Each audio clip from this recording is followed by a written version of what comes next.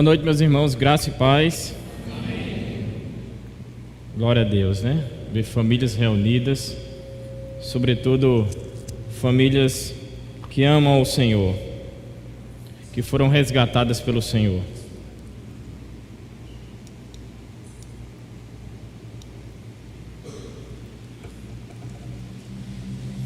Todos nós somos um objeto do alvo de Deus, né? Todos nós, como família, tivemos, talvez eu ou você, foi alcançado também pelo Evangelho, que veio de um familiar seu. Eu, particularmente, minha mãe falou do Evangelho para mim. Eu escondia a Bíblia para não ir para a igreja, ou se escondia, mas o Evangelho me alcançou, o Senhor me alcançou, como alcançou cada um de nós aqui. Isso é um privilégio, irmãos, não ser só família, mas família que adora o Senhor, que bendiz o Senhor, família que se reúne para adorar o Senhor. Amém? Vamos abrir Josué 7.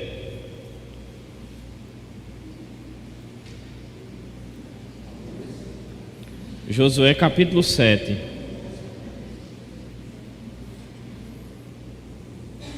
A gente vai ler por partes.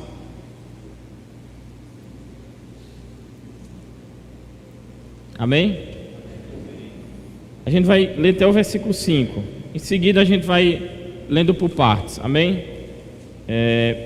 Prevaricaram os filhos de Israel nas coisas condenadas, porque Acã, filho de Carmim, filho de Zabdi, filho de Zera, filho de Judá, da tribo de Judá, tomou as coisas condenadas. A ira do Senhor se acendeu contra os filhos de Israel. Enviando, pois, Josué de Jericó alguns homens de Ai, que está junto a Bet-Even, ao oriente de Betel, falou-lhes dizendo: subi e espiai a terra. Subiram, pois, aqueles homens e espiaram Ai. E voltaram a Josué e lhe disseram: não suba todo o povo, subam 2 ou 3 mil homens a ferir Ai. Não fatigueis ali o povo, porque são poucos os inimigos. Assim subiram lá do povo uns 3 mil homens, os quais fugiram diante dos homens de Ai. Os homens de Ai feriram deles uns 36, e outros os perseguiram desde a porta até as pedreiras, e os derrotaram na descida, e o coração do povo se derreteu, e se tornou como água. Que Deus aplique essa palavra no seu coração. Vamos orar. Senhor Deus de graça e de misericórdia, obrigado, Senhor, por famílias reunidas aqui. Essas famílias que representam também a Tua igreja, que foi lavada, remida e salva pelo Teu sangue. Obrigado, Senhor, que é por Tua graça que estamos aqui nessa noite. Deus, nós carecemos totalmente de Ti, Senhor. Nós carecemos, Senhor, pela exposição da Tua palavra, que seja de maneira fiel, Deus, exposta, direta, simples, aqueles que estão ouvindo aqui e escutando. Ajuda Teu povo, cerca nossa mente e nosso coração, faz morada nessa noite, conduz, Senhor, para a glória do Teu nome, em nome de Jesus Cristo, amém. A gente pode concordar, irmão, com a verdade que muitos especialistas dizem da sociedade, que estudam a psicologia, estudam filosofia. Quando a gente vê esse cenário que a gente vive, há um forte ataque sobre as famílias. Há um ferrenho ataque sobre as famílias, sobretudo as famílias que buscam a Deus, né? Sobretudo as famílias que seguem ao Senhor. E nós podemos concordar com alguns especialistas que dizem: família saudável gera uma sociedade saudável. Mas eu me pergunto, como a gente vai conquistar essa família saudável? Seguindo a moralidade do que eles pregam, segundo a psicologia do mundo, segundo alguns filósofos pregam, para que a gente venha tomar algumas decisões ao lado da nossa família, segundo os especialistas da sociedade. Nós que somos o povo de Deus, o que nós faremos, meus irmãos? A Bíblia fala que nós devemos olhar para as Escrituras. Esse é o modelo de como ser família. Aqui a gente se depara no contexto de Israel. Israel tinha sido travado aqui. Do capítulo 1 até o capítulo 12, Deus começa o cumprimento de Gênesis 12, que é realizado em Josué. E esse povo que trava muitas vitórias, a começar desses 5 primeiros livros que Samuel escreveu, finalmente a promessa é cumprida. E agora Josué, ele é o responsável por guiar o povo até a terra de Canaã. E são efetuados muitos milagres por Deus. Eles venceram muitos desafios e obstáculos. Afinal, o Senhor tinha escolhido um povo, uma tribo, e tinha também escolhido famílias. Quando a gente lê 1ª e 2ª Crônicas, até ponto parece cansativo, porque se você vai dizer fulano, filho de Cicrano, filho de Cicrano, e assim vai, seguindo aquelas famílias. Mas o que é importante, porque Deus chamou famílias para constituir o povo dele. É evidente que esse povo estava incluído aqui. E do capítulo 1 até o capítulo 12, as guerras são travadas. Reinos vão ser conquistados. Eles estão avançando agora para a grande terra prometida que Deus, lá em Gênesis 2, tinha prometido a Abraão. O Senhor tinha escolhido o seu povo. Mas o que me chama a atenção aqui é que, assim como Josué, havia responsáveis por cada família. Havia responsáveis por guiar aquele povo. O povo era instruído e voltava para casa e ensinava também seus familiares. Josué, não é à toa que ele diz lá no último capítulo, capítulo 24, versículo 15: enquanto eu e minha casa serviremos ao Senhor. Então, cada indivíduo aqui, meu irmão, cada chefe de família era responsável por guiar o seu povo, guiar a sua família. Isso mostra como Deus estava com o povo dele, como Deus não abandonaria o povo dele.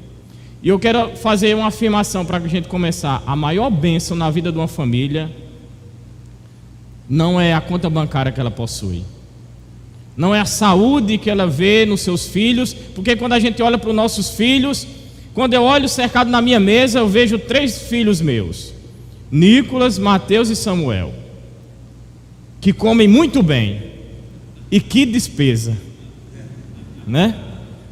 E eu olho, mas louvado seja Deus, porque eles têm saúde. Eles têm saúde, né? E quando eu olho, eu tenho o meu sustento para poder agora alimentar meus filhos. Eu posso trazer o sustento para o meu lar, tenho o meu trabalho, posso viver em paz com minha esposa, sem dívidas. Isso é bênção para a nossa família. Podemos nos reunir na igreja e vir aqui e louvar a Deus, eu e meus filhos e minha esposa. Que bênção! E nós podemos desfrutar junto, viajar, e nós podemos se reunir à mesa e comer um belo jantar, um belo almoço, tomar café. Isso são bênçãos para a nossa família. Mas a maior bênção para cada um de nós, para nossas famílias, é Deus estar presente. E a grande realidade daquele povo, porque aquele povo vencia, era porque Deus estava com aquele povo. Deus estava com aquelas famílias. Quando a gente olha o capítulo anterior, Jericó foi conquistado pelo milagre de Deus. Jericó foi alcançado por trombetas. Aquele povo não mexeu um dedo. Foi a mão de Deus que destruiu aquela cidade tão fortificada. É somente a mão de Deus. Israel segue avante a partir daquela vitória de Jericó, e ela segue feliz, avante, exultante, porque Deus tinha dado aquela vitória maravilhosa, aquele grande obstáculo. E Josué se alegra ali também como representando um líder para aquele povo, um general para aquele povo, aquele homem que tinha substituído o grande Moisés, que Deus chamou ali na sarça ardente. E Josué conduzia aquele povo, feliz, alegre por aquela vitória. E é o ponto que eu chego aqui. Alguns textos vai dizer: mas prevaricaram os filhos de Israel nas coisas condenadas. Quando está tudo indo bem, há um mais aqui. Esse povo foi infiel. Esse povo foi impedido de avançar. A grande vitória para eles tem uma pausa. E a infidelidade do povo. E a infidelidade do povo. E a infidelidade do personagem que a gente vai ver aqui. Porque Acã, esse homem aqui, é onde dá a pausa aqui, onde a gente chega no personagem desse homem, onde aquele homem era responsável pela sua família. Ele faz uma coisa terrível que Deus não queria, que o Deus ordenava para fazer. É onde chegamos no personagem de Acã, e esse Acã era um representante de uma das famílias de Israel, que diz aqui que ele era um dos filhos de Zabdi, filho de Zera, da tribo de Judá, da tribo dos reis. Aquele homem, irmãos, depois daquela memorável vitória sobre Jericó, peca contra Deus. Aquele homem que era responsável por sua família, traz coisas condenadas para o seu lar, para a sua casa. Deus já tinha estabelecido, meus irmãos, pela palavra dele, o que o povo deveria fazer durante a conquista. Deus sempre fala com o seu povo. Deus sempre manifesta a sua graça. Deus nunca deixa seu povo sem escutar a palavra. E é a partir daí que nós entendemos a voz de Deus. Quando lemos as Escrituras, quando meditamos nela, quando nós louvamos a Deus, quando a exposição pública é feita, como Deus falou conosco por mensagens poderosas durante esse mês. Como Deus falou conosco com mensagens poderosas durante essa semana, esse ano que passou, durante esses meses. Eu creio piamente que Deus levantou homens e mulheres para se colocarem aqui e, usadas por Deus, falar ao seu coração. E Deus já tinha anunciado a palavra, meu irmão. Deus já tinha falado àquele povo. Quando a gente volta no capítulo 6, versículo 18, vai dizer o seguinte: quanto a vocês, cuidem para não ficar com nenhuma das coisas condenadas, para não acontecer que depois de as terem condenados, vocês não as tomem para si. Nesse caso, tornariam maldito o arraial de Israel e trariam confusão a ele. Porém, toda a prata, ouro e utensílios de bronze e de ferro são consagrados ao Senhor e irão para o seu tesouro. Assim o povo gritou, e os sacerdotes tocaram as trombetas ao ouvir o som da trombeta. O povo gritou com toda a força, as muralhas ruíram, e o povo subiu à cidade, cada qual em frente de si, e a tomaram. Acã fazia parte do povo de Deus. Acã estava lá quando a mensagem foi pregada, quando Josué falou todo o que Deus queria àquele povo. Acã estava lá. Deus nunca deixa de falar ao seu povo. Acã estava lá. Acã fazia parte do povo de Deus, da família de Judá. Ele era um chefe de família. Ele fazia parte da congregação de Israel. Ele estava também lutando com o povo de Deus. Nossa família, meus irmãos, é projeto de Deus. Pais, mães são responsáveis por cada uma delas. Você é responsável por sua família, pai e mãe. Meu pai não era ímpio, é ímpio ainda. Mas minha mãe tomava conta do meu lar e nos ensinava a palavra de Deus. Você é responsável por ensinar na sua casa a palavra de Deus. Todo aquele povo não poderia dizer que estava inocente quando eles avançaram e conquistaram Jericó. Todo aquele povo não estava inocente. Que bênção, meu irmão. Deus está conosco. Eu tenho plena certeza disso. Aquele povo tinha sido plenamente abençoado com aquela vitória sobre Jericó. Mas Acã não se apercebeu do grande mal que vinha sobre ele. E esse é o mal, eu quero dizer e afirmar que esse é o mal que causa derrota sobre todas as famílias, inclusive as cristãs. E esse mal se chama o pecado. Prevaricaram, ou seja, foram infiel a Deus. E o que acontece com o pecado, meus irmãos? A ira do Senhor se acendeu contra os filhos de Israel. E o que acontece depois, do versículo 2 ao versículo 5, você vai perceber que o pecado causa derrota àquele povo. Enviando, pois, José de Jericó alguns homens de Ai, no versículo 2, que está junto a Bet-Aven, ao oriente de Betel, falou-lhes dizendo: subi e espiai a terra. Subiram, pois, aqueles homens e espiaram Ai. E voltaram a Josué e lhe disseram: não suba todo o povo, subam uns 2 ou 3 mil a ferir Ai. Não fadigueis todo o povo, porque são poucos inimigos. Assim subiram de lá do povo uns 3 mil homens. Josué, como sempre, manda a terra ser espiada para ser conquistada. E aquele povo vai lá, espia a terra e diz a Josué: não precisa subir tanta gente, baixa uns 2 a 3 mil. Em outras palavras, estão dizendo: olha, Josué, essa vitória está no papo, a gente vai vencer. Mas sabe o que acontece? A autoconfiança não ajudou Israel. E ele diz: mas não fatigueis esse povo, não canse esse povo, para indicar que uma pessoa que não sabe o que está fazendo. O povo pensou que a força ia vencer o inimigo. Quando a gente olha os capítulos anteriores, no capítulo 2, há um rito, a terra é contemplada no capítulo 2, e no capítulo 3 ao capítulo 5, o povo entra num processo de santificação antes de tomar a terra, para que só assim Deus cumprisse a missão com vitória. O que não aconteceu aqui.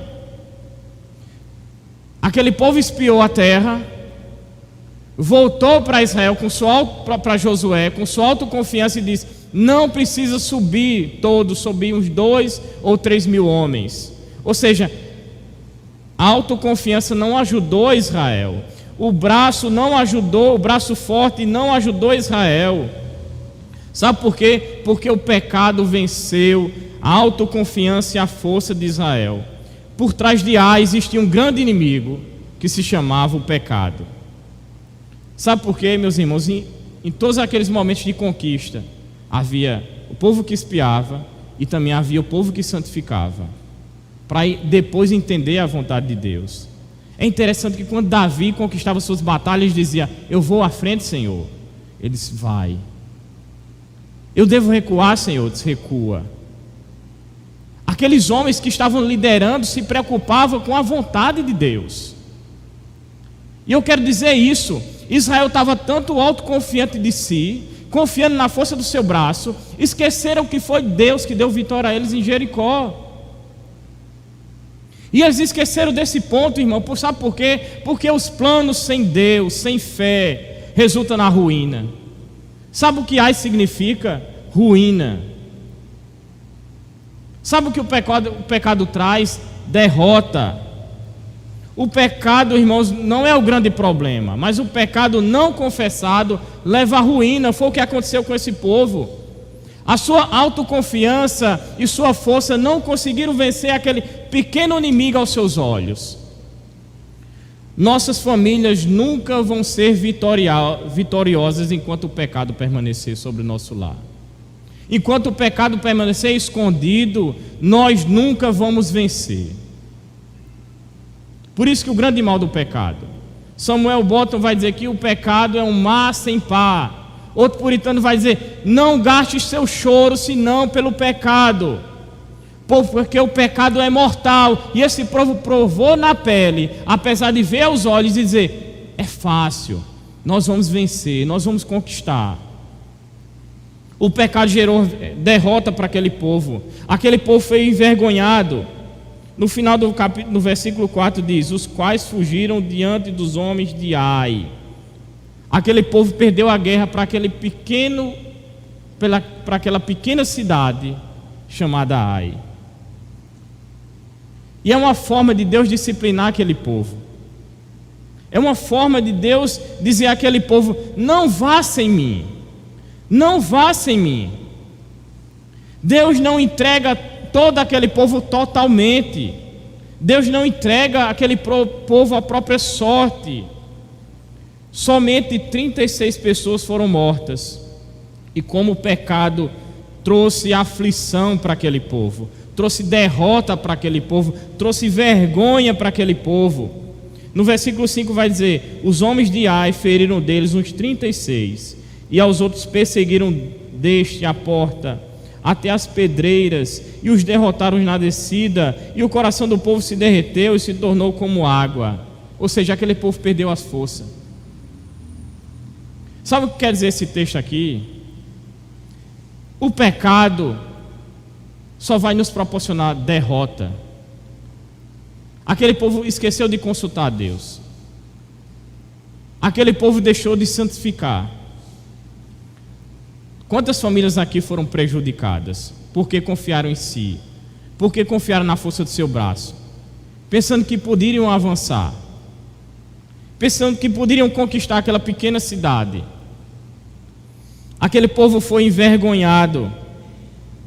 O pecado de Acã, meus irmãos, causou muita aflição ao povo de Deus. É o que entra o versículo 6 ao versículo 9. Então Josué rasgou as suas vestes e se prostrou em terra sobre o rosto perante a arca do Senhor até a tarde.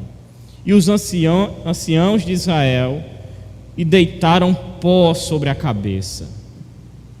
É aí que entra a figura do líder. É aí que entra a importância do líder. É aí que entra uma comunidade, meus irmãos, aqui, que deve ser pastoreada por homens fiéis a Deus. Aí que entra esse grande segredo, irmãos. Josué, quando vê aqui, meus irmãos, a derrota do povo, sabe quem é esse povo aqui? Eram filhos daqueles de Números 13, que se revoltaram depois de os espias voltarem, passar o relatório para Moisés, e apenas Josué e Caleb permaneceram firmes. Esse povo aqui são filhos daquele povo lá. Por isso que quando Josué vê a situação da derrota, ele se derrama em lágrimas, em angústia, em tristeza. É aquele povo lá, eles são filhos daquele povo lá que passaram 40 anos no deserto, onde seus corpos ficaram no deserto. E só os filhos dele, que aqui estão, entraram. Depois que Deus fez a aliança, depois da conquista, essa é a primeira derrota. E para um general que avançava, ser derrotado logo no início é frustrante. É aí que entra a figura do líder. É aí que entra a figura de sermos pastoreados com homens que temem a Deus, que são fiéis a Deus. E sabe o que Josué faz? Primeiro ele ora ao Senhor, rasga suas vestes com profunda tristeza. E agora o que fazer, Senhor? Qual a reputação agora de Israel? Nós que avançamos sobre Jericó, agora seremos destruídos. O que vai ser agora? Essa entra aqui a figura do pastor, que se sensibiliza com o seu rebanho, que se sensibiliza com o seu povo. Ele rasga suas vestes, ele se põe diante de Deus e ora a Deus, porque ele sabe que só Deus pode resolver. E ele disse no versículo 7: ah, Senhor, Deus, porque fizeste esse povo passar o Jordão, para não entregares nas mãos dos amorreus, para nos fazer perecer? Tomara nos contentarmos como ficarmos da além do Jordão. E o versículo 8 diz: Ah, Senhor, que direi? Pois Israel virou as costas diante dos inimigos. Ouvindo isso, os cananeus e todos os moradores da terra nos cercarão e desarraigarão o nosso nome da terra. E então, que farás o teu grande nome? Esse pastor se preocupa com Israel, ora por Israel, porque ele se preocupa com o futuro de Israel. E ele diz: Ah, Senhor, que direi? Pois Israel virou as costas diante dos inimigos. E sobretudo esse homem se preocupa com a glória de Deus. O que será agora do teu nome, Senhor? Esse homem que foi chamado por Deus, que foi chamado para liderar, tem uma responsabilidade, que é cuidar daquelas famílias. E na oração, Josué encontra respostas para a oração dele, que está a partir do versículo 10 até o versículo 15. Então disse o Senhor a Josué: Levanta-te, porque estás prostrado assim com o rosto. Josué ora indagando a Deus porque tudo isso tinha acontecido. Josué, desavisado, não sabia do pecado de Acã. Josué, desavisado, não sabia o que estava acontecendo. Por quê? Mas mesmo assim ele ora, e Deus pede para que ele se levante, porque há momentos que nós devemos orar, mas há momentos que nós devemos se levantar. E essa é a resposta porque Deus manda Josué se levantar. Israel pecou e violaram a minha aliança, aquilo que eu lhes ordenava, pois tomaram das coisas condenadas e furtaram e dissimularam, e até debaixo da sua bagagem o puseram. Israel pecou, meus irmãos. A oração é uma arma poderosa para a igreja, para as famílias, contra o inimigo. Ela deve nos conduzir à verdade, e por outro lado a palavra deve nos conduzir à oração, e a oração nos conduzir à palavra. Mas aqui Deus pede para que ele se levante, porque não adianta a oração quando o pecado está. Nós devemos primeiro tratar o pecado. Não é à toa que Jesus vai falar em Mateus 4,17: Arrependei-vos, porque é chegado o reino de Deus. Deus não poderia cessar sua ira se o pecado não fosse retirado. Sabe por quê? Porque o pecado não pode ser escondido de Deus. E ele diz no versículo 12: Pelo que os filhos de Israel não puderam resistir aos inimigos, viraram as costas diante deles, porque Israel se fizera condenado. Já não serei convosco, se não eliminares do vosso meio a coisa roubada. O pecado não pode ser escondido de Deus. Aquele povo sofreu uma dura derrota por causa do pecado de Acã. Por causa do pecado de Acã, aquele povo tinha sofrido a derrota, sofrido a vergonha. E agora Josué ora a Deus pedindo: Senhor, e agora o que será? E ele informa Deus que o pecado tinha sido descoberto. Acã conseguiu esconder o pecado da sua congregação. Acã conseguiu esconder o pecado de Josué, mas ninguém pode se esconder do Senhor. Ninguém pode se esconder de Deus. Ninguém pode colocar, como a gente coloca um pó para debaixo do tapete. Ou como dizia Augusto Nicodemos pregando esse sermão: se Deus é por nós, quem será contra nós? Mas se Deus for contra nós, quem será por nós? Deus quer nos constituir famílias que adorem ao Senhor, mas Deus quer nos informar aqui que se o pecado permanecer escondido, Ele não vai adiante conosco. O pecado precisa ser denunciado. E Ele diz a Josué: levante-se, Josué. O povo pecou. O povo pecou. Ele conseguiu mentir, dissimular, mas Deus já sabia tudo. Deus já sabia que Acã tinha roubado e escondido aquilo que Deus tinha falado a ele para não fazer. Quando a gente lê o Salmo 139, você percebe e olha claramente que ninguém pode se esconder do Deus onisciente.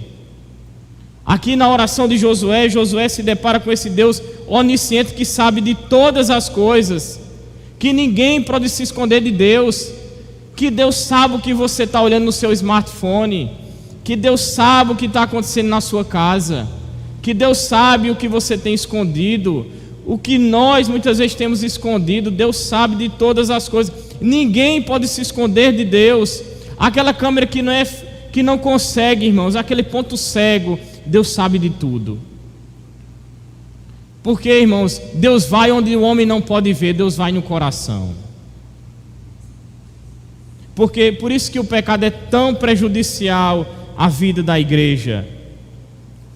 E o pecado esse não confessado, e Deus apresenta agora por meio de a Josué e disse: levante, Josué, porque o povo pecou. E Deus apresenta aqui a solução para o pecado. Primeiro ele precisa ser exposto, depois o pecado precisa ser eliminado. A santificação é o caminho. O texto aqui, irmãos, eles estavam separados de Deus, porque o pecado não pode comungar com a vontade de Deus.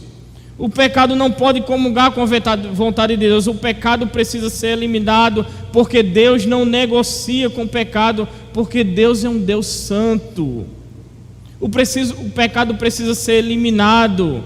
E olha o que o versículo 12 fala: eu já não serei convosco se não eliminardes do vosso meio a coisa roubada.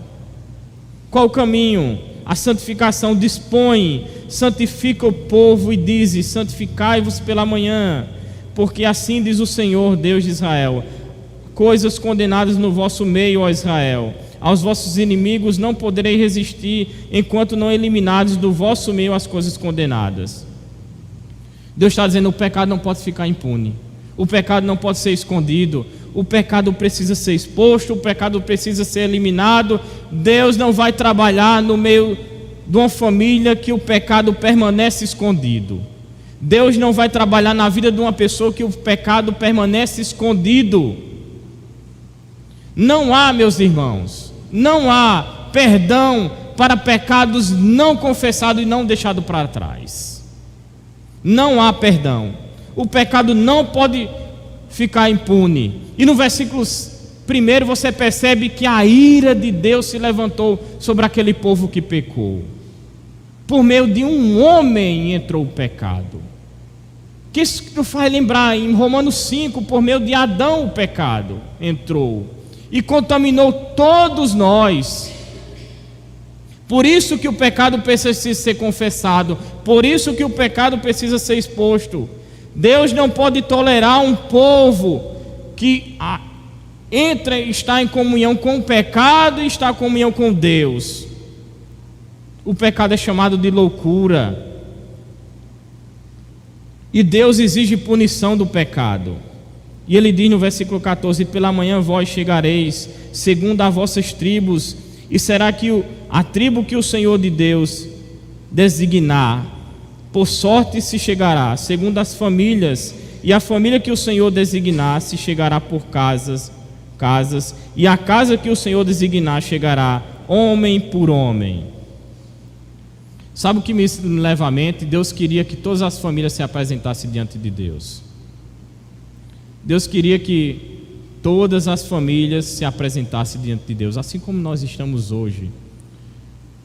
Lloyd Jones diz que indubitavelmente sempre estamos na presença de Deus.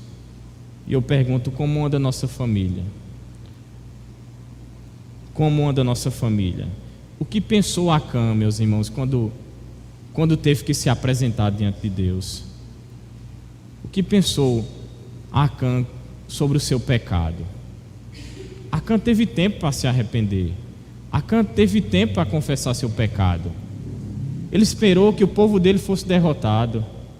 Olha como o pecado causou dano a ele e à comunidade dele. E cada família tinha que se apresentar diante de Deus. E Deus quer que o pecado seja tratado pelo povo de Deus. Deus quer que Josué trate o pecado no meio dele, porque todo pecado cometido é contra Deus. Josué é um homem que ama o rebanho.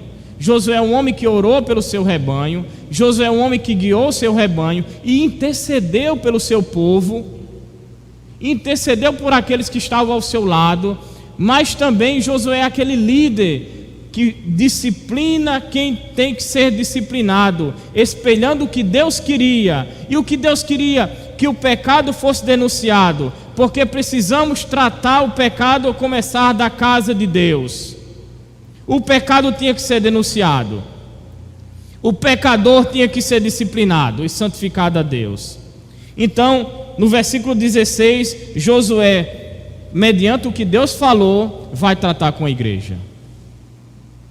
Então Josué se levantou de madrugada e fez chegar a Israel segundo as suas tribos, e caiu a sorte sobre a tribo de Judá. Fazendo chegar a tribo de Judá, caiu sobre a tribo dos Zeraitas. Fazendo chegar a família dos Zeraitas, homem por homem, caiu sobre Zabdi.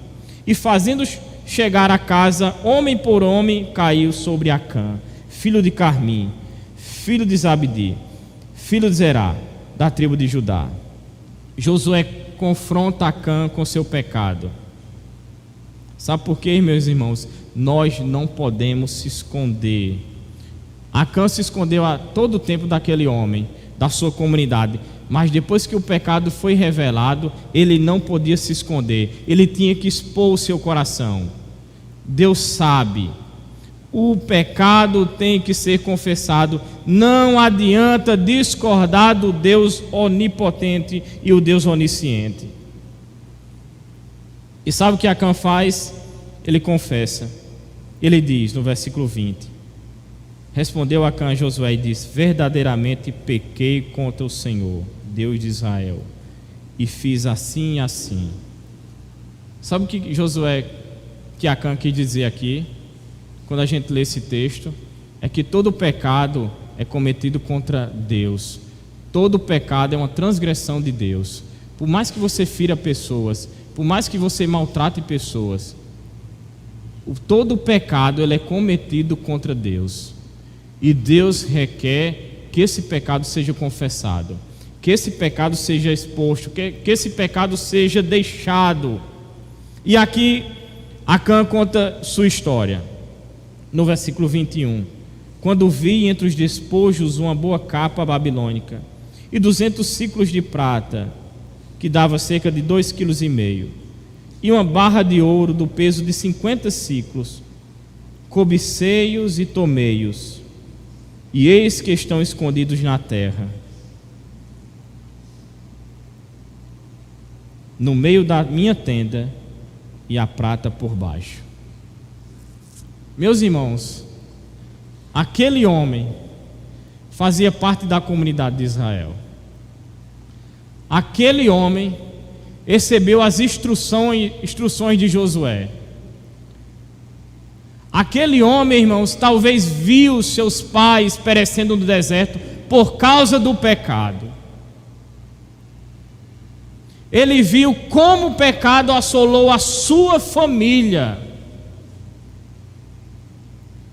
Ele viu como foi denunciado o pecado. Ele viu as maravilhas de Deus, como Jericó foi conquistada pelo milagre de Deus. Ele viu, irmãos, ele não pode dizer que não foi avisado, não foi instruído. Aquele homem não pode dizer que ele errou por inocência, por ignorância. Não. Aquele homem olhou para trás, e é o que eu quero dizer, falando dessa longa história, eu quero dizer que aquele homem, quando olhou para trás e viu a derrota do seu povo, e viu pessoas morrendo, e viu como aquele povo sofreu a vergonha, como aquele povo perdeu as forças, como aquele povo, irmãos, estava perecendo, como o pecado dele afligiu toda a comunidade dele, como aquele pecado afligiu a sua igreja, como aquele pecado afligiu sua congregação. E depois de muito tempo que ele vê isso, agora ele confessa. Por que o pecado não podia ser confessado antes? Por que aquele povo não podia se consultar com Deus antes? Senhor, eu devo ir agora para Ai? Senhor, eu devo avançar? Senhor, devo conquistar Ai, mas pela força do seu conhecimento, pela força do seu braço. Aquele povo pensou que podia vencer. Nós, irmãos, pensamos que nós podemos se dar bem na vida, e nós ignoramos a presença de Deus na nossa vida. Nós ignoramos o momento de comunhão, nós ignoramos o momento de estar com o Senhor, nós ignoramos o momento de estar aqui na casa do Senhor, escutando sua voz. Nós ignoramos e decidimos por si fazer aquilo que desagrada a Deus. E sabe o que acontece? Derrota, ruína, vergonha. Aquele homem teve tempo, mas quando Deus fala àquele pastor, e o pastor confronta o povo, e de alguma forma a sorte cai sobre sua família, aquele homem termina confessando. Ele diz: olha, eu vi, eu cobicei e tomei para si. Aquela capa babilônica bonita, aquele dinheiro, queria me ajudar talvez. John Bunyan vai dizer o seguinte: proteja duas portas para o castelo do seu coração, que é a porta dos ouvidos e a porta dos olhos. Você se lembra de Davi, o que fez, né?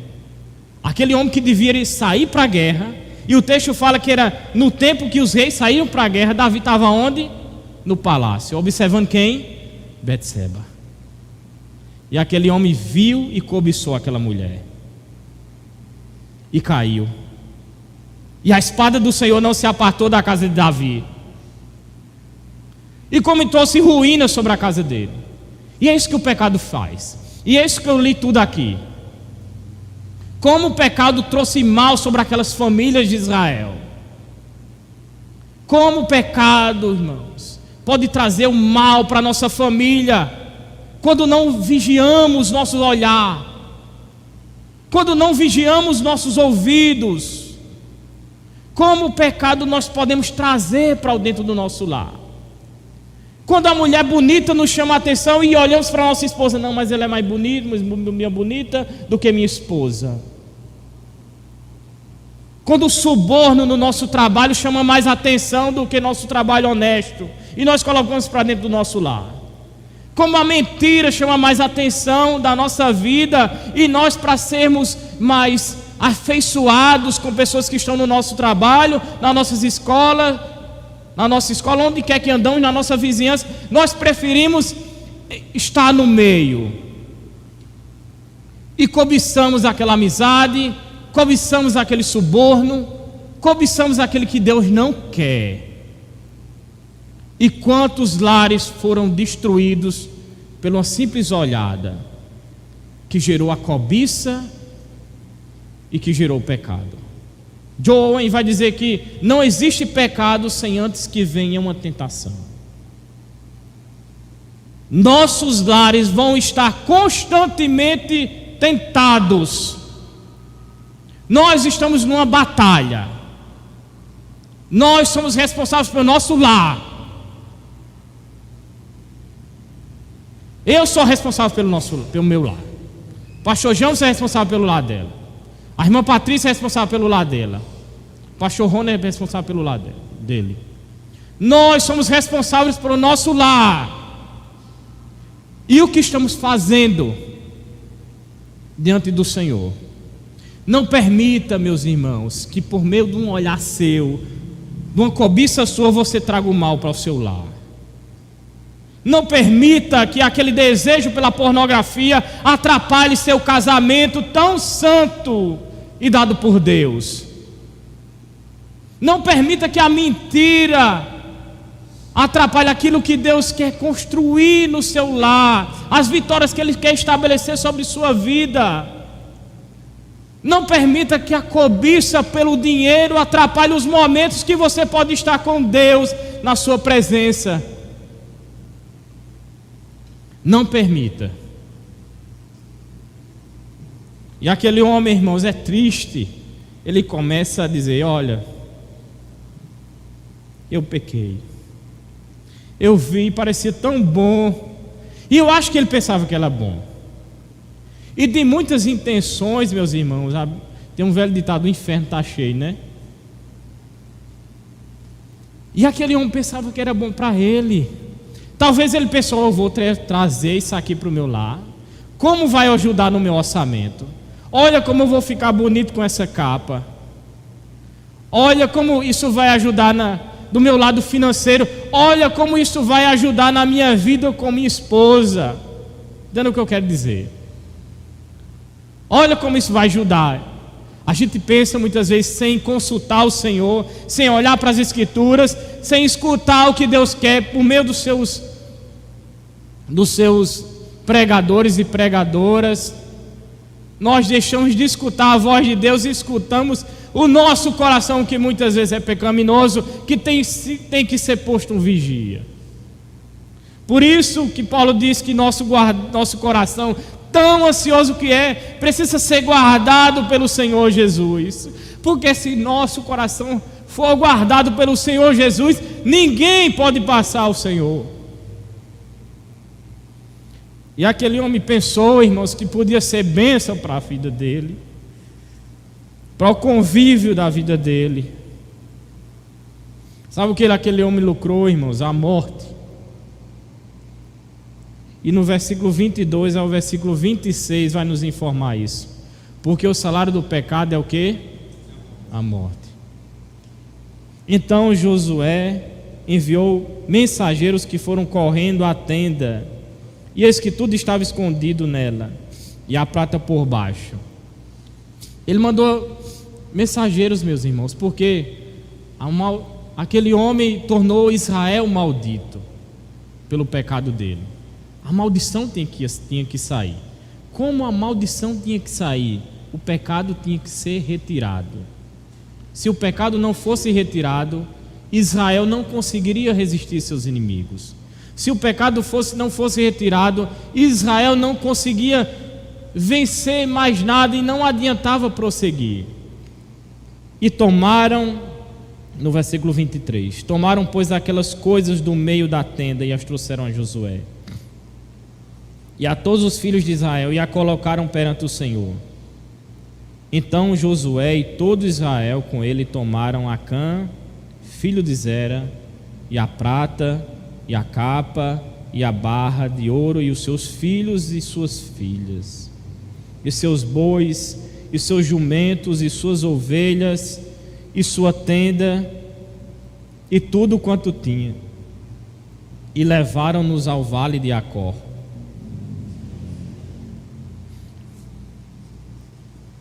Tudo que Acã, irmãos, talvez queria era trazer talvez um benefício para casa, mas não era a vontade de Deus, né?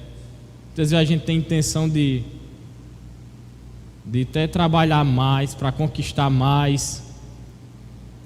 Muitas pessoas, irmãos, eu não digo que isso é errado. Você pode conquistar a melhor faculdade para os seus filhos, você pode conseguir o melhor emprego, a melhor casa, o melhor carro, mas se tudo isso for contra a vontade de Deus e você deixar de buscar o Senhor, é um fracasso. Será um fracasso. Tudo que Acã tinha, irmão, foi destruído. A sua ganância. Imagina aí, meus irmãos, a cena. Acã sendo levado diante de todo o povo, sendo envergonhado pelo seu pecado. Ele sabia o que restava a ele. Ele sabia o que iria acontecer com ele, porque Deus tinha falado lá no capítulo anterior, no capítulo 6, do 18 ao 20. Haveria punição, e Deus disse que aquele onde estivesse o pecado, no versículo 15, ia ser condenado, ia ser queimado. Deus não negocia com o pecado. Deus não negocia com o pecado. A ganância de Acã levou ele à vergonha, e por causa dele sua família morreu. Versículo 25. Disse Josué: por que nos conturbaste? E essa é a palavra para Acor, que significa perturbação. O pecado de Acã levou Israel à ruína, levou sua família à ruína. e agora ele vai ser conturbado. O Senhor hoje te conturbará. E todo Israel o apedrejou, e depois de apedrejá-lo, queimou-os. Meus irmãos, Acã deixou que a cobiça prevalecesse. Acã preferiu se beneficiar do temporário do que o duradouro.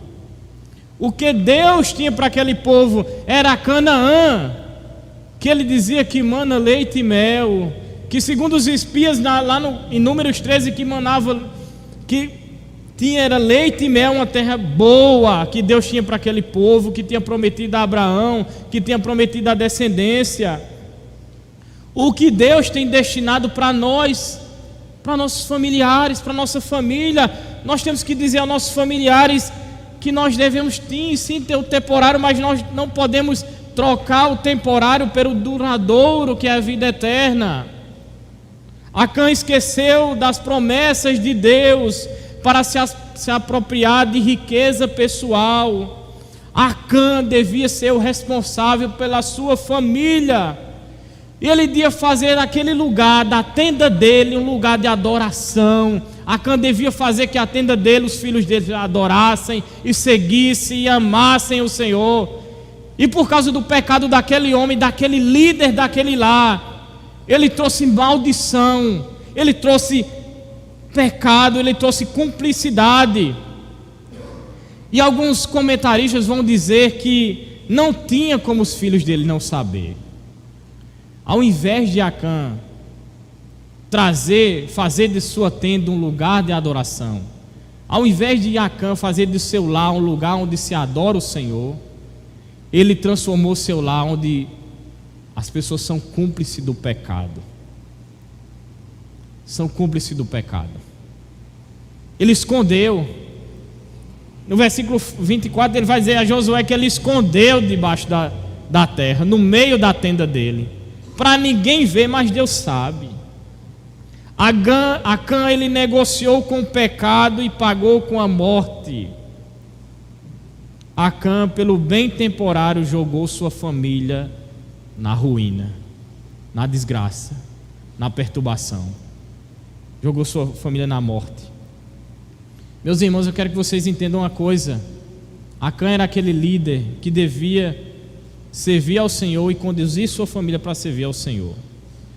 E o que entristece é que aquele homem fazia parte do povo de Deus. Aquele homem estava lutando com o povo de Deus. Aquele homem viu as maravilhas que Deus fez no meio deles. Ele viu os milagres que Deus tinha feito. Como o pecado é mortal, meus irmãos. Como o pecado é destruidor. O juízo de Deus está sobre o pecado e sobre todos aqueles que não se arrependem. No final não haverá misericórdia para aquelas pessoas que não abandonam os seus pecados. Como eu falei, nós estamos aqui, irmãos, com pessoas Você é sempre um ex-cachaceiro, um ex-depravado, né? Um ex-licencioso. Mas glória a Deus pela graça de Cristo, irmãos, que nos redimiu.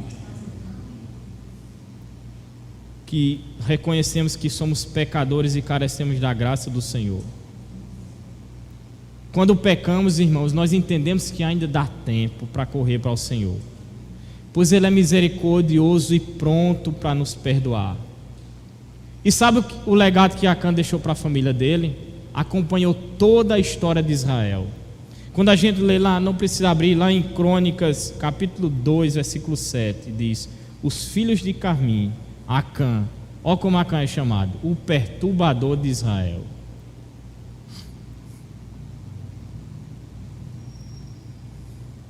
Que pecou na coisa condenada.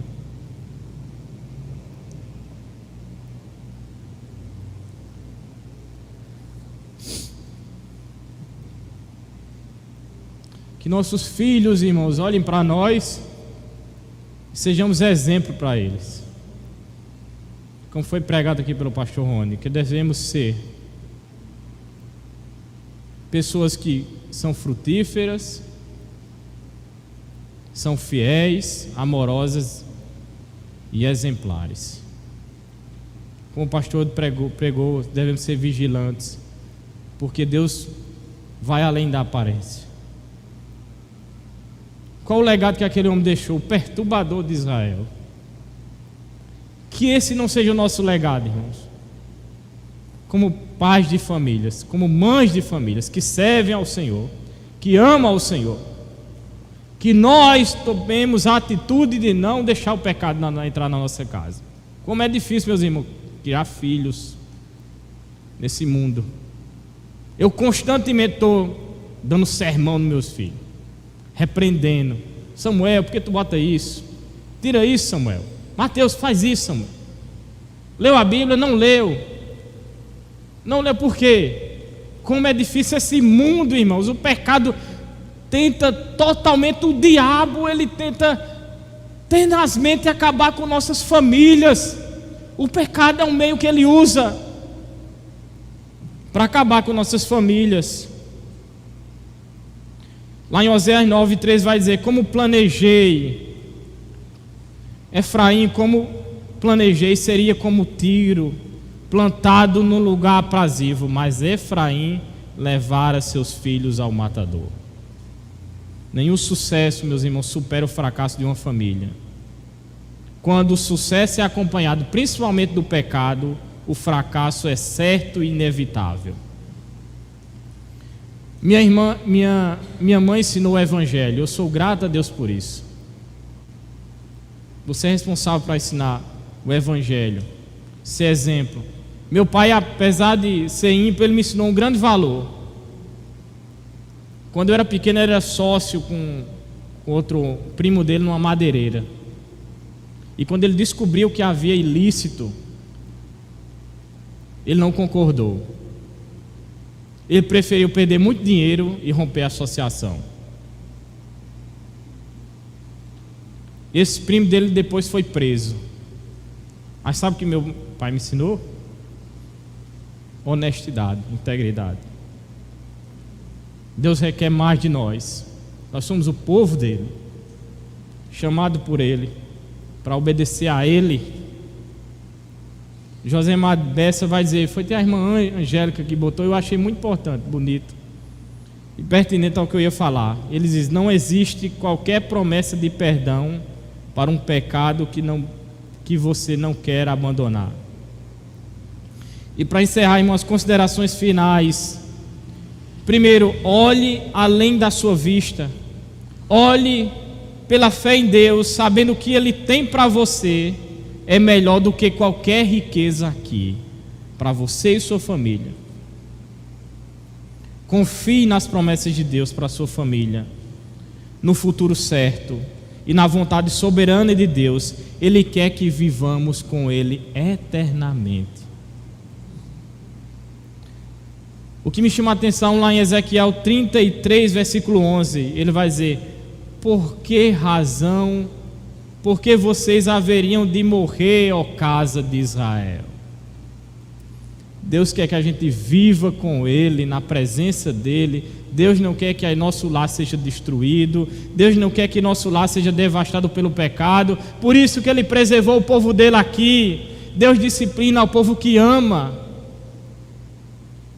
Devemos refletir, irmãos, o que Deus condena que temos posto em nossa casa. Temos como cristão a promessa da vida eterna, mas muitas vezes a gente prefere olhar aquela capa babilônica, a prata e o ouro, o que vimos nesse mundo que nos chama a atenção mais daquilo que Deus tem destinado para nós, que os olhos ainda não viram, nem coração humano pode sentir, para aquilo que Deus tem preparado para aqueles que o amam. É uma coisa fenomenal, irmãos, não consegue ser explicado. O que fazemos, meus irmãos, quando estamos no meio do mundo? Sempre haverá capas babilônicas para nos seduzir. Sempre haverá ouro e prata reluzente para nos já chamar a atenção. Eu não quero rotular aqui pecados, mas em nossa época, meus irmãos, o adultério é a causa da ruína de muitos lares. Mas também outras coisas que trazem mal a nossas famílias: pornografia, traições, mentira, violência, ideologias mundanas que afetam nossos lares e nossos filhos. Filhos são influenciados por um comportamento mundano e esquecem o ensino dos pais. Pais que esquecem a palavra de Deus e esquecem de ensinar aos seus filhos a palavra dele, deixando brechas para o inimigo, para o pecado. Lembre, meus irmãos, tudo que você tem é do Senhor. Sua família, seus bens, sua riqueza, seu trabalho, foi tudo que Deus que deu. Todo o despojo que era para ser conquistado lá em Jericó era para ser apresentado a Deus. Assim nossa vida tem que acontecer. Toda a nossa vida é do Senhor, nosso trabalho é do Senhor. Nossa vida é do Senhor, nossas famílias são do Senhor. Nosso casamento pertence ao Senhor, nossa criação dos filhos pertence ao Senhor. Toda a nossa vida pertence ao Senhor, nossa comunidade aqui que estamos aqui pertence ao Senhor. Devemos apresentar tudo a Ele. Vocês viram como o pecado é destruidor e atinge pessoas em nossa volta, na nossa igreja, na nossa família e nas estruturas até políticas. Se há pecado, meus irmãos, se arrependa antes que você possa levar outras pessoas a serem destruídas por esse mal. Sabe o que me chama a atenção entre Raabe e Acã? A Raabe, a prostituta. Aquela mulher, irmãos, que talvez não tivesse valor naquela época, mas ela escutou as promessas de Deus, soube que há um Deus que cuidou de Israel, soube que um Deus que tinha feito maravilhas de Israel, e porque ela creu e obedeceu, ela salvou a vida dela e da sua família. Como é importante obedecer ao Senhor. Lá em Tiago 4, versículo 8 e 10 diz: chegai-vos a Deus e Ele chegará a vós outros. Deus sempre oferece o braço da misericórdia. Purificai as mãos, pecadores, e vós sois de ânimo dobre, limpai o coração, afligi-vos, lamentai e chorai. Converta-se o vosso riso em pranto e a vossa alegria em tristeza. Humilhai-vos na presença do Senhor e Ele vos exaltará.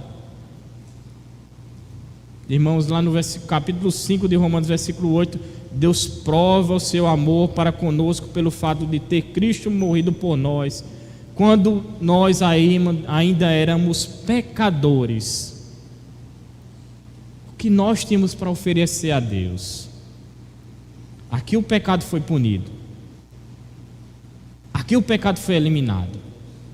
Deus começou a agir. A cidade de Ai, quando a gente olha no capítulo 8, versículo 1, foi destruída, porque o pecado foi retirado. O que seria de nossas vidas se a maldição, a ira de Deus permanecesse ainda sobre nossas vidas? O que seria? Por isso que o pecado precisa ser retirado. O pecado de Acã, meus irmãos, sabe o que aponta para a nossa condição, para a nossa ruína, para a nossa morte certa? Porque a Bíblia fala: por um homem, Adão, entrou o pecado, e nós herdamos a culpa e a condenação desse pecado. E esse pecado nos separou de Deus, mas o próprio Deus intervém e preserva essa aliança. Deus podia deixa esse povo para lá, mas Deus levanta homens para interceder por esse povo, porque Deus ama esse povo. Deus levanta homens para denunciar o pecado, porque Deus ama esse povo, porque Deus preserva esse povo, meus irmãos. Como Deus intervém na história desse povo. Ele permite que naquele momento aquele povo seja derrotado, envergonhado. Ele repreende, ele pune e castiga seu povo, porque Deus ama o seu povo e nunca entregará ao povo dele a própria sorte. Nunca entregará. Sabe qual a solução para mim e a sua família, meus irmãos? Está em Jesus Cristo, que mesmo sabendo que nós pecamos, veio aqui, seguindo a ordem de Deus, se entregando voluntariamente, e pagou por nossos pecados na cruz. E com a morte dele sofreu a nossa punição e pagou dos nossos pecados. E somente pela justiça de Cristo a ira de Deus pode ser afastada da minha e da sua família. Sabe qual é a solução? Novamente, para os nossos pecados, irmãos, que ainda estão escondidos, é ir a Deus e confessar, se arrepender e confiar a nossa vida ao Senhor da nossa salvação. A nossa família tem que pertencer ao Senhor. Amém? Deus abençoe em nome de Jesus.